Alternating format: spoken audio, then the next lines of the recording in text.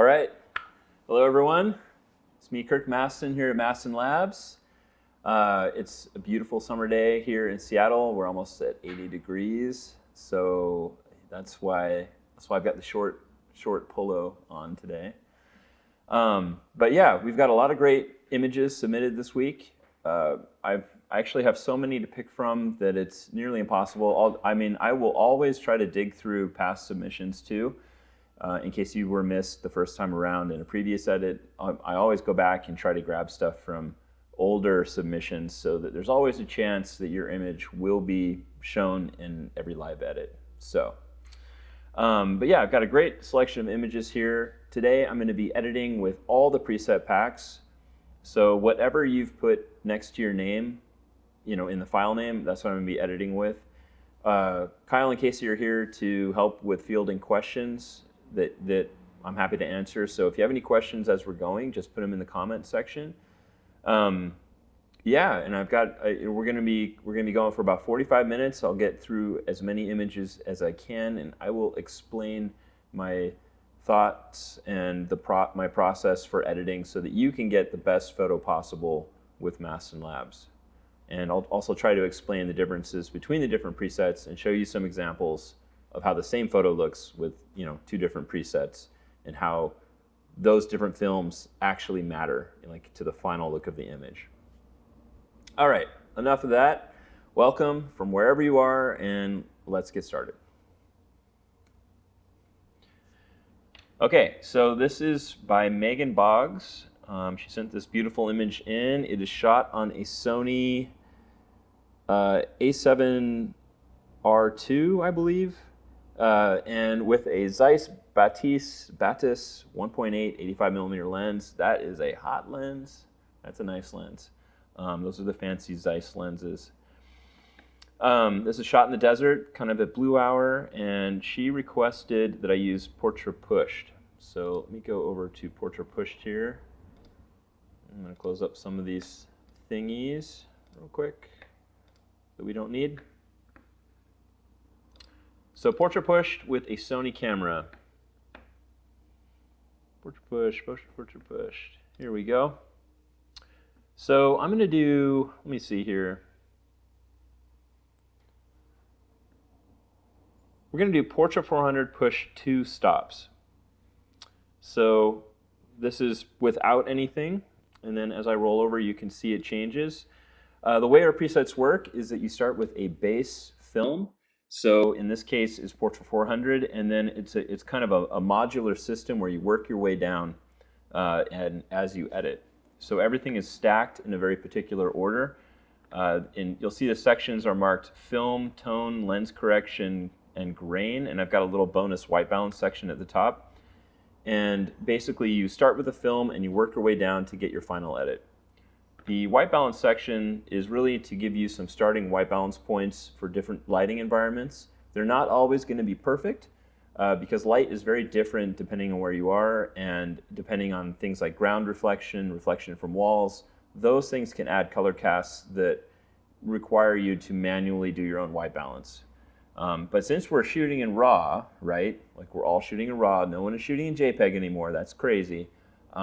Your white balance can be changed at any time in editing. So whether you shot with, using some kind of Kelvin system, or you just eyeball it, or you just set it to daylight during daylight and cloudy during cloudy and tungsten when you're inside, that's what I do. You can always change it later in Lightroom. So let's see if any of these white balance presets will kind of just get it, perfect right out of the gate. They're in open shade, so I'm just going to try open shade. That's a little too warm. No, actually that might be about right. So we'll go to open shade. It's a little bit green in the image. This is because the camera is picking up, I think, some of the red rock and everything around them and compensating a little bit towards green. So I'm going to go towards magenta with my tint. And this is a pushed film. So it's been pushed 2 stops, meaning that the shadows have gained a lot of like a color tint in them. Usually the shadows go towards a red or magenta color. and the highlights can go a little bit magenta when you push film. Every film is different. Portra 800, when you push it, really gets weird or artistic, however you want to look at it. So Portra 400 push 2 stops is a pretty extreme push of Portra 400, but it gives you a very kind of edgy fashion editorial look. So I would traditionally edit this photo with something like Fuji 400H or anything out of the Fuji push pack, because that lends itself to wedding photography in general. It's a lot lighter look. Portra and Portra Push, to me, are for a very warm, I don't know, very warm orange yellowy look that's really great for dramatic lighting. Like dark and moody, I guess. That's what everyone says now. Everything is either light and airy or dark and moody, or sometimes people go crazy and they say like light and moody and all this stuff. It just really comes down to light and how you edit. Don't get trapped in the dark and moody or light and airy box either. That's ridiculous. That's not a good way to define your photography. It should be based on the content of what you're shooting and the vision you have behind it, not some silly label. So anyway, back to this. So, okay, that's Portra Push 2 stops. I did a tiny tint adjustment. I'm going to do lens correction on. That's going to get rid of that heavy vignetting. These lenses are most prime lenses when they're shot wide open, and this one was shot wide open at 1.8. I believe that's wide open for this lens. That introduces a lot of vignetting and distortion around the edges. So if I go back, you'll see that heavy vignetting around the sides. By using lens correction in the third section of our presets, it just gets rid of all that and gives you a really nice, evenly lit image, which to me feels more like shooting with a medium format camera with a much better lens than you would get on any 35mm camera. The last thing I'm going to do is crop it to 645. If you are a constant viewer of these live edits, you'll know that I always crop my vertical shots to 645. Why? Because it is the same shape as a magazine cover. A little extra trick you can do to your image to subconsciously make it feel more professional to the viewer. A 35mm frame standing on its edge vertically is just too tall. I think it's too tall. I mean, you do you, whatever opinion you have is great. But just in my experience in photography and doing everything from commercial to weddings to everything else, even photojournalism, I've just landed on this ratio being the best for vertical images. So I will always crop my verticals this way. And yeah, that's the finished product there. I might increase the exposure just a tiny bit to about there, and I will show you the before and after. So that is the before and after of that image. You'll notice that the neutrals are a little bit magenta, like his suit, and the ground. And that is because I'm using Portra 400 push 2 stops. If I were to duplicate this photo and do Portra 400 push 1 stop, you will notice that the magenta, I'm going to actually go towards green just a tiny bit for tint. You'll notice that the magenta is a lot less.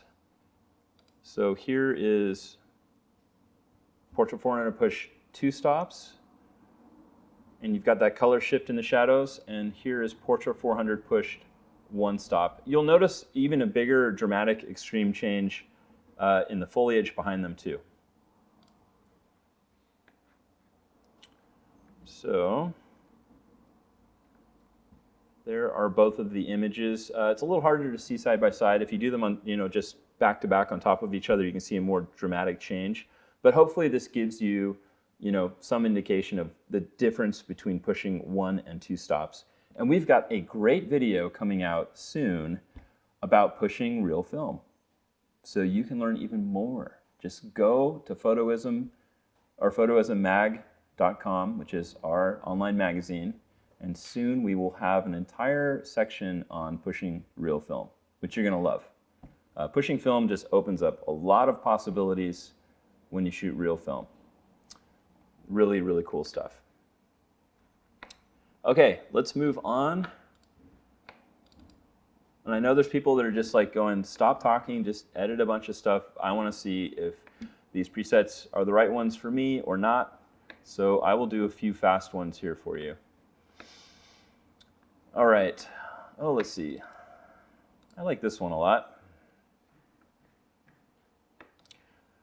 And the reason I like this one a lot is because this is very similar to how I used to shoot weddings. I was always looking for well, I live in Seattle, so it's very forested, like, tropical, cold tropical jungle.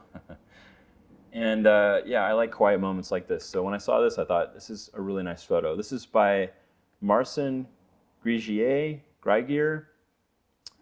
And Marcin requested either Ektar or Gold 200. So I will do both. So we're going to go to our Kodak Everyday Original Pack. This is a Nikon image shot on a Nikon D610 with a 105 millimeter 1.4 lens. So the Nikon D610. All right, don't get too many from that camera. So I'm going to apply Ektar, and that is a big difference. So this is before, and that's after. Ektar is the most saturated, most contrasty film made that I can think of, except for maybe Velvia, which almost nobody shoots anymore. That's a slide film. Ektar is a color negative film that Kodak made to kind of reinforce what it used to do with slide film, like super saturated, super colorful. Anyway, it's really nice, but it's a lot of color, which actually happens to be very hot right now. People are kind of going back to color and actually having green. So I applied it. I'm going to increase the exposure a little bit here. There's a massive amount of green reflection happening because they're basically in a green cave. There's so much foliage around them. Easy to fix. You just go to the tint slider and slide it up until you see good skin tones. And I'm going to just squint like crazy at my monitor here. All right, that looks pretty good. I'm going to warm it up just a tiny bit. Oh man, that looks so good. Looks so flippin' good. Let me make this thing smaller so the picture's bigger, so you can see at home. Yeah, doesn't that look great? That looks so good. Part of this comes from just really good shooting technique. This photographer found nice, even light.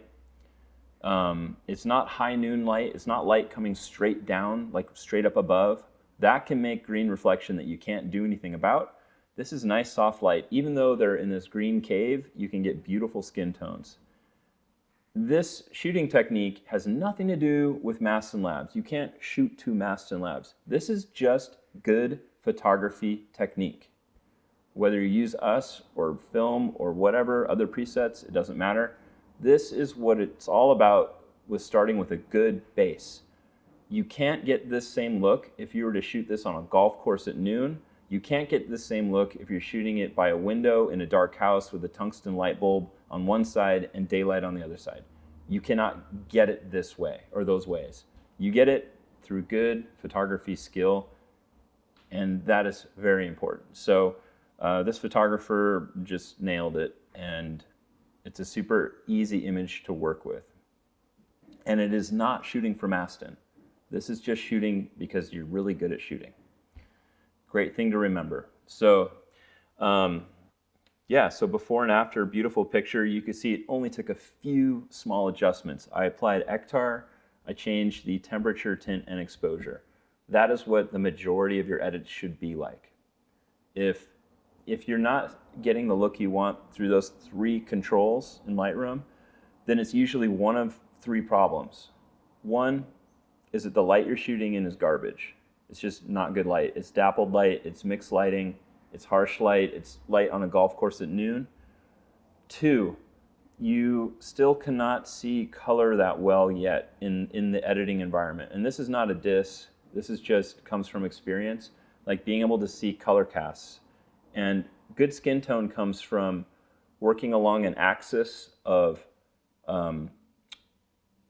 like warm and cool, and then magenta and green, of all things. And good skin tone lives somewhere on that axis. And you have to be able to see both parts of that axis really well. Most people can see warm or cool really well, but they have a really hard time with green and magenta. So when you are able to figure out where on that axis you need to have your color, that's when you're going to get good skin tone. And the third reason you may not be getting a good edit is that you're just using the wrong film or the wrong preset. So any of the original packs, like Portra Original or Fujicolor Original, they've got just very neutral color in the sense that you don't have big shifts in the shadows or the highlights. When you get to the push packs, then you get more dramatic shifts. Like Portra Pushed, that's that like moody Portland, Oregon vibe. Like red in the shadows, kind of browny, brown everything. That's that vibe. You will not get this look. This is Kodak every day. This is the look of Kodak every day, and particularly Ektar. You will also not get, this look exactly with some other types of film. So you got to like get the right film matched up with your subject. So if you can get good light, you can see color when you're editing, and you pick the right film type, those are the big keys to getting the look you want for your photo. And that again is just photography skill. It doesn't even really have anything to do with Mastin Labs. That's just your skill base. So anyway, okay, off my soapbox, let's move on. Oh, I was gonna do a quick edit with gold so you can see the difference.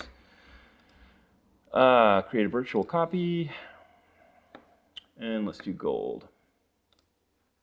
There you go, gold. So you can see that immediately like the saturation and color went down. Gold actually has a little bit of green throughout, but it keeps warm skin tones. I'm going to actually warm it up a little bit after applying gold. And that is also a super beautiful edit. I mean, it is just like pristine. I'll show you them back to back.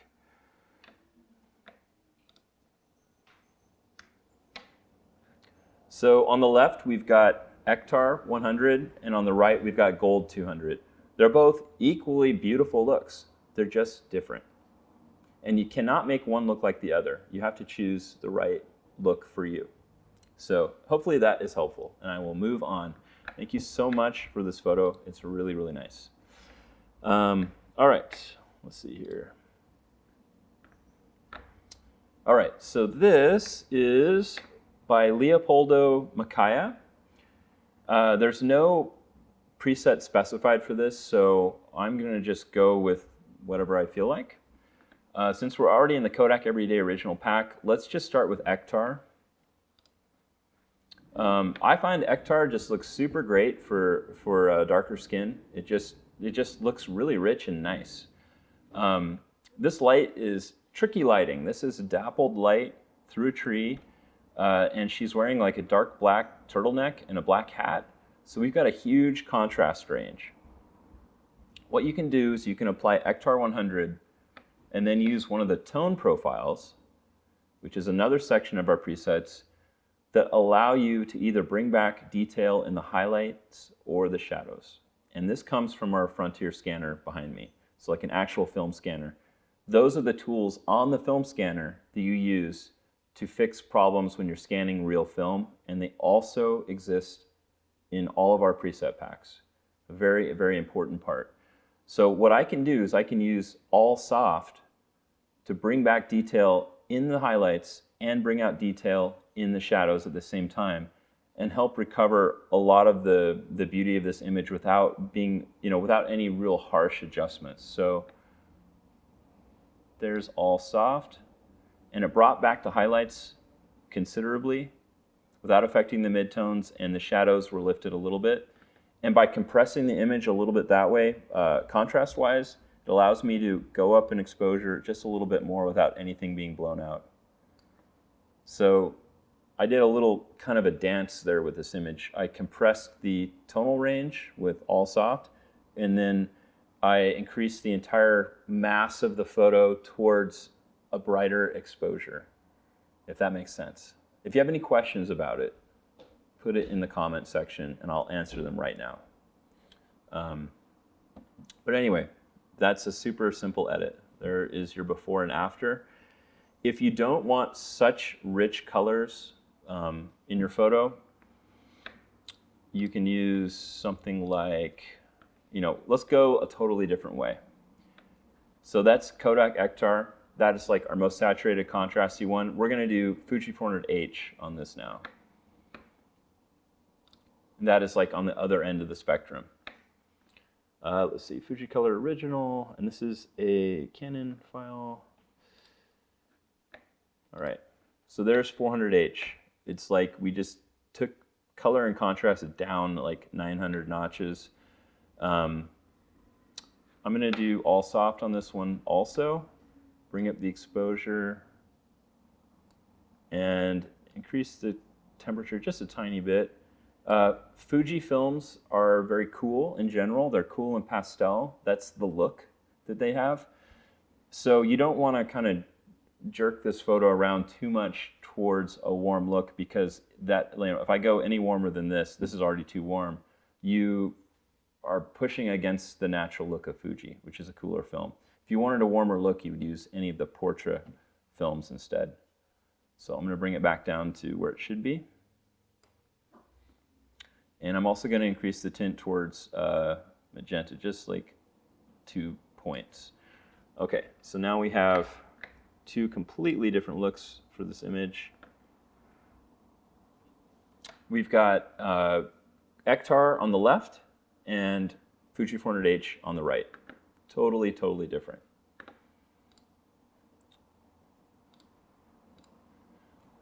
So thank you so much, Leopoldo, for sending this in. It's a really cool image, and it's a tricky image. This is not an easy image to edit. I want to just go back real quick to the, to the before and after. So this is before. You can see all the dappled lighting, and that's after, using Fuji 400H.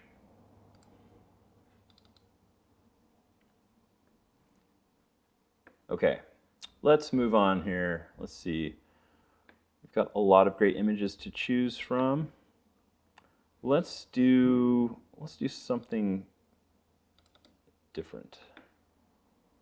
Okay, so this is by Michael Nguyen. I think that's how you pronounce it, Nguyen. I've always wondered. It's like a silent N, or silent, like half the letters are silent, but Michael Nguyen, and he requested Fuji Pushed. And this was shot on a Nikon D750 with a 28 to 70 millimeter lens, zoomed all the way out to 28 millimeters. All right, Fuji Color Pushed, Nikon. And the reason I'm checking to see what camera it is that this is a DNG file. So when it was imported in the digital negative format that Adobe uses. That's kind of a universal RAW format that doesn't change how the photo looks. It just puts it in a package that can be read in the future. If you're ever wondering what DNG is about or why it exists, it's a way of future-proofing your RAW files so that they can be read in the future. But anyway, that's why I checked so that I knew which presets to use for this image. So we wanted Fuji Color Pushed. Let's do Fuji 400H, pushed 1 stop. Then I'm going to increase the exposure a little bit. This is a very dark and moody image by its very nature. It's just shot that way, which is cool because it draws your eye into the couple in the middle. Your eye will always go to the brightest part of the frame. This is just a little trick I learned a long time ago in photography in general. It's one of the reasons, it's one of the actual real reasons that you should dodge and burn a photo. So sometimes if there's a bright element on the outside of the photo, like around the edges, and you want people to look more towards the middle, you can burn, which means to darken that part of the image, and you can do this systematically, dodge and burn, to help guide the viewer's eye to the point of the photo that you want them to focus on. In this case, I'm not going to dodge or burn anything, but you can see that the couple in the middle draws you to them because they're the brightest object in the frame. So this is Fuji 400H push 1 stop. I'm going to do all soft just to lessen the contrast a little bit. So actually, I'm going to just do shadow soft. There we go. So shadow soft. Increase exposure just a little bit more. Let's see, I'm going to do lens correction on, see if that makes any important difference. It makes no difference at all. Okay, I'm going to take a little detour here.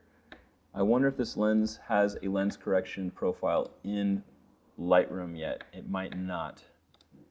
So I'll turn it on. We'll see if it even knows what it is.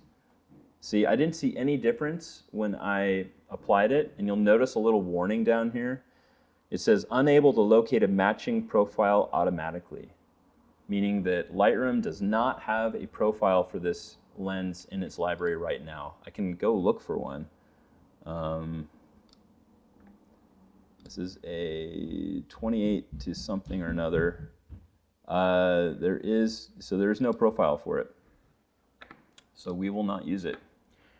Will I do anything else to this image? No. The white balance is basically perfect. If I zoom in on this couple, their skin tones look fantastic. There's no color casts in the rocks around them.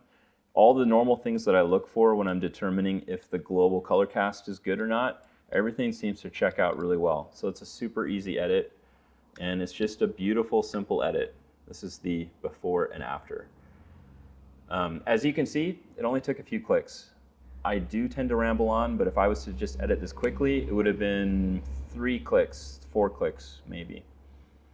But thank you so much, Michael, for sending this in. All right, let's get to the next one here. Let's see here. I think this one's really cool. I just love the shape of her dress. She looks like a butterfly or something. It's really cool. And she also has this, like, I don't know, it's like the artist Grimes, like some kind of crazy like hair coloring thing in her hair, which I think is really cool and cute. And we've got this lens flare that's going all the way back to the corner of the frame. So I just think it's a cool image. It's got a little motion in it. This is by Jacob Majewski. And it is shot with a Canon 5D Mark II or Mark III with a 50 millimeter 1.2 lens. So that's the big boy lens. That's the Magic Cannonball, huge piece of glass. And he didn't say what he wanted it edited with. So let's do, what is this one saying to me? I'm thinking maybe portrait pushed. Tri-X. Okay, so we have Tri-X in the crowd. Okay. All right, let's do Tri-X real quick. So here we go. That's Tri-X 400 from the Kodak Everyday pack. I feel with Tri-X, it's a little bit bright, like we're losing some of that cool detail in her dress. So what I'm going to do is just bring down the exposure just a little bit. And then what I'm also going to do, so now you remember what I said earlier about like shooting wide open with a lens? When you shoot wide open with a lens, especially an exotic lens like this one, so this is the 50 millimeter 1.2 lens. When you shoot wide open, you're shooting through all the glass in the lens. There's no diaphragm stopping down. And what happens is you get a lot of vignetting and a lot of distortion. Why? Okay, here's why. Because those optical formulas are very complicated when you have a very fast lens. And a lot of the elements of the lens are rounded, and light doesn't pass through the lens evenly. It can't suck in as much light all the way across when it's wide open. So that's why you get vignetting around the sides, and that's also why you get distortion. When you take any lens and you stop down, meaning you make the diaphragm really small in the middle, you're just shooting through the sweet spot of the lens where it's all very uniform. The thickness, the optical formula, everything is very uniform through the middle, so you don't have vignetting and you don't have distortion. So this is the Fancy Pants 50 millimeter 1.2 lens. This has a lot of vignetting and distortion because it was shot wide open at 1.2. All right, I digress. So I'm going to turn on lens correction. And you can see it like completely changed the image. Now I want to actually go down in exposure again, just a little bit. And I'm also going to do all hard. Oh, another thing that happens when you have an exotic lens shot wide open is you have very little contrast. So using all hard brings that contrast back. So I've done all those things. I've added Tri-X, I did lens correction on, dropped the exposure, and I did all hard. The last thing I'm going to do, oh shoot, that's not the one I wanted. The last thing I'm going to do is do my way of cropping where I crop it to 6:45. And there you go. So that is a before and after of that image. Yeah, it looks so good. Doesn't it look good? So thank you so much, Jacob, for sending this in. All right, let's stop here for a question. Do you have any tips on determining if an image has too much or too little magenta in it? Okay, so the question is, and who's it by? This is from Chris Jin. Okay, so Chris Jin asks, how do you know if an image has too little or too much magenta in it? So just earlier I talked about the axis of skin tone, or really color balance for the whole image, which is warmer or cooler, or magenta or green. If you want to get really crazy, you can go into Photoshop and there's a third axis, which is red cyan, which I really wish Lightroom would add. Like, if you're listening Lightroom, please add that. It exists in Photoshop, but not in Lightroom. I don't know why. You're making our lives hard by not having it. But anyway, that's where skin tone lies, is in warm or cool or magenta or green. So how do I tell? Let me find an image that makes it easy to tell, and then we'll work towards something harder. Okay, so this is by Valerio Costilla, and the request is Ektar. So let's do Ektar. I'm going to increase the exposure a little bit. All right, now let's talk about skin tone. I'm just using the white balance as shot. So this is what the camera decided is the right white balance. Cameras are almost always wrong. It's just a little computer brain going like, if I average out the warm and cool and all the other colors in the photo, what is the correct white balance? Most of the time it's completely wrong. I can tell you right now why the white balance is wrong on this. Is the camera saw her yellow sweatshirt and or her sweater and tried to compensate for that, making the entire image really blue. The same damn thing happens on our film scanner. Oh wait, you don't see the photo. Okay, here we go. So you can see in this image that it's very cool. She's wearing a yellow sweater. This made the whole image cool. And the same thing happens on our scanner. The way that I would correct it is I find something in the image that I believe to be neutral, a neutral color. That means something that's either like black, white, or gray, or somewhere in that space. It could be like asphalt. It could be the white side of a house, like painted white. It could be something on the ground that I know is gray. So in this case, she's standing in front of this building. I can see a little corner of over here of the ground. I can see this pipe here on the side of the building. I can see inside the window a little bit. I know that these things are probably more neutral than anything, and that's something I can look at to start dialing in the color. I always start with temperature because that's the easiest for anybody to see. Even a child can be like, you know, that looks like a Smurf and that looks like an Oompa Loompa. Like, that one's way really, too cool and that one's too warm. So I always start with temperature first to get good skin tones. And then we'll move on to the magenta question. So I'm going to go until I feel that it's unrealistically warm. Good way to do this, something I learned from Zach Arias like a million years ago, is if you're unsure about an adjustment, just sweep back and forth. Like, don't be shy. You're not going to break the photo. And you can see right away, like, that's way too warm, that's way too cool, and you just make your sweeps smaller and smaller until you just feel it. So that's about good, maybe like right about there. Now I'm going to look at the background and I'm going to see, is this too magenta or too green, or is it perfect? So I'm going to say that this is actually too green, of all things. I can see it on this post here, I can see it on the ground, and I can especially see it inside this window here. So I'm going to go up to my tint slider, I'm going to go towards magenta just like a few points. It's at +8 right now. I bet by the time it's at +10 or 11, it'll be perfect. So there. That's perfect. Yeah, that's perfect. So it's at +13 now. That was like a tiny bump of an adjustment. And now I feel like I've got good skin tones. And in fact, I might go up to like 15, +15. So that's an Ektar edit. You know, just applying the preset, a tiny bump in exposure, and then temperature and tint to get it right.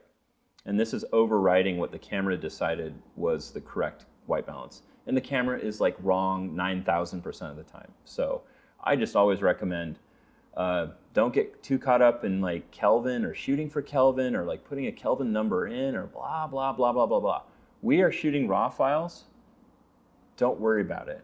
You're not going to save any time. The best thing you can do is just pick a very basic white balance for the daytime and a very basic white balance for indoors and just switch between them so that you get kind of a rough estimate of what the white balance should be while you're shooting.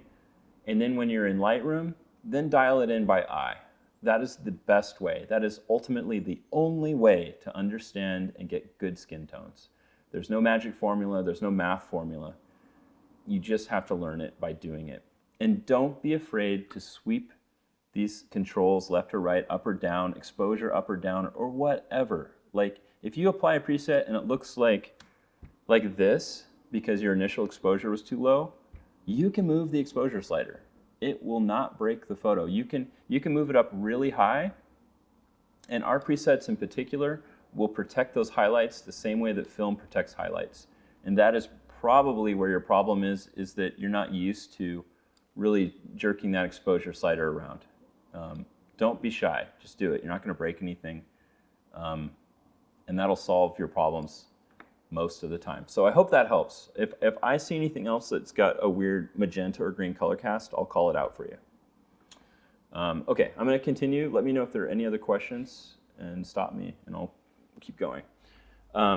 Okay, so Valerio, thank you so much for sending this in. I believe that we've licensed one of your other photos. I think it was this girl with like a rainbow in her hair. That was really cool. So thank you for being part of our community and sending cool stuff in. Okay, let's move on here. Let's see. I'm going to find something with a tricky color cast, because that seems to be important to people. I thought that this one was going to be a real tough one to do. This is why I put it in here. Why do I think it's going to be tough? Because her skin is like so pale. Like she's like the most pale skinned person in the world. She's really pretty, but it's like this is really pale skin. So it's going to really pick up any kind of weird color casts. And she happens to be like inside of like a plant. Who knows what's going to happen? I'll do my best. This is a very beautiful image starting from a difficult place. Even though it doesn't look like it, it is because of the quality of light and the color reflections. I mean, just as a raw file, it's too green. If you just look at her skin, like through here, it's kind of hard to tell, but like especially through here, it's a little bit too green and too cool. So let's see what we can do. Let's do, I don't know, should we do Ektar? Ooh, that looks cool. That's almost too much. Gold has a lot of green in it already. What would look good for her? I think a portrait would look good for her. Her skin is very pale. So let's do portrait pushed with portrait push 400, push one stop. Okay, so that's portrait 400, pushed one stop. I'm going to adjust the temperature a little bit warmer, and I'm going to increase the tint towards magenta just a tiny bit. And I'm going to just kind of bounce between temperature and tint until I feel like I've got, ideal skin tones for her. I've never met this person, so I don't know what she looks like in real life. I'm just going to go off of what feels like a nice skin tone for me. If you're the photographer, you have a huge advantage because you can actually remember what their skin looks like. But I've known a lot of redheaded people with pale skin. My kids are that way, so I'm going to give it a shot. All right. So I'm just kind of fiddling with temperature and tint. Go a little bit warmer. That looks pretty good to me right there. This situation is kind of contrasty, so I'm going to use all soft, or maybe, yeah, all soft, or maybe shadow soft. Let me see here. I'm going to do shadow soft. I kind of like how bright her skin is in the front. And let's do lens correction on. Do we need it? It helps a little bit. This lens was not shot wide open. We shot at 2.8 on an 85mm lens, which probably was an 85 1.8 if it's a cheaper lens, or 1.4 if it's a kind of nice lens, or a 1.2 if it's the fancy pants, magic bowling ball, giant piece of glass lens.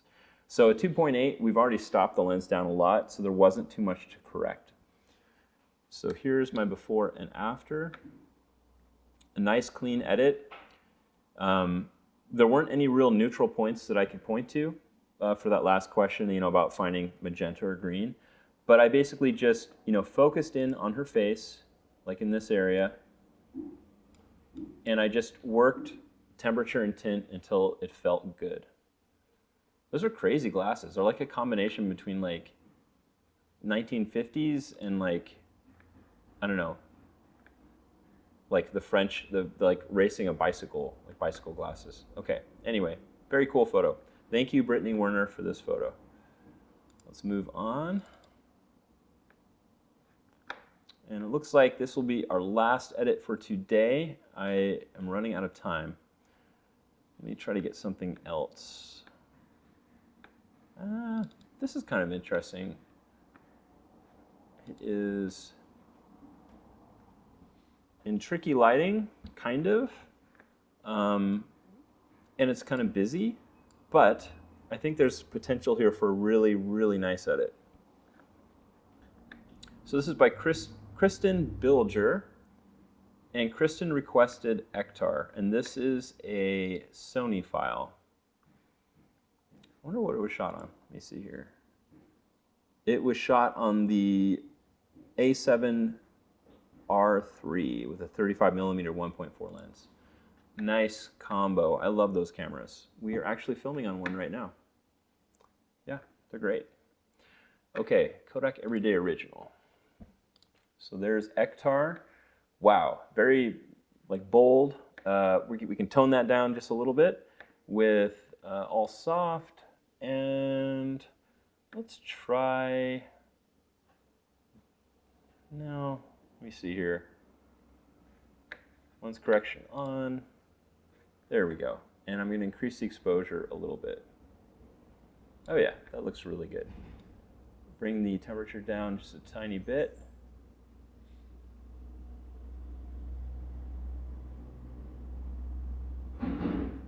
This is an interesting image because we've got a few things going on with color balance. Now I've done the temperature to where I feel it looks perfect. Now I need to check and see if my tint is in the right area. And what I can see is this. If I look at her closely, I can see that on the front of her face and maybe on her neck, it's a little bit green. But then she's got kind of a perfect skin tone like on her back and on her arms. I can only conclude that she's getting some green reflection from one of these palm tree plants somewhere like in front of her off to the side. Just a little bit, not a ton. But if you see her face, it's kind of a mix of like green and magenta. A little bit of green on the front and a little bit of magenta on the cheeks. I can also look at the wood over here that she's leaning on and see, does that have a green or magenta cast?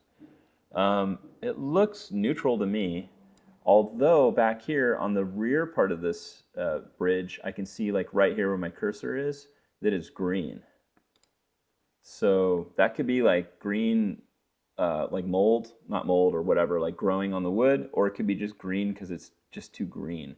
I can check this by moving the tint slider up or down. One thing that you can do that when you're just kind of fiddling with very small adjustments is you select the slider that you want to use, and then instead of using your mouse, you use the up and down arrow keys on your keyboard. And that lets you do tiny little adjustments. So I'm just going to click up and down and just check it out and see if I can make it better. So I'm going more towards green. Okay, now the deck behind her is definitely green. See how green this is? That's no good. So let's go the other way. So I'm going to select that slider, and then I'm going to go up on the keyboard. So this is what it was shot at, and I'm going to go up just one click. And I'm going to do 2. Okay, 2 is too far. If I go back down and look at my neutral area down here, this is too magenta now, and it's too magenta here on this piece of wood. So that was one click too far. So I'm going to go down, I'm going to go back one click to +13, and that's perfect. If I go to either side of that, it's either too magenta or too green. So this actually is a good example. So that is my final edit on that image. It looks really good. Yeah, anyway, thank you. I hope that answers some questions. Thank you for watching. We do these live edits every other week. We sometimes have themed edits. The next live edit that we're going to be doing is all about taming and maintaining green. Green is a big subject for everybody. Green and skin tones. And people want to know, why does my green look neon? How do I make it look like this sage green? Or what are the factors that surround that? We're going to be focusing just on that in the next live edit. So yeah, please send images in. As soon as we post the event, the sooner you post, the more likely your images will be in the next video. If you like what you saw and you're new here, go to our Facebook page, our Mastin Labs community, join our community, and drop a few images in for our community to edit. Just tell people what preset you want, drop in a raw file. Our community is amazing. You'll probably get like 20 people giving you examples and advice.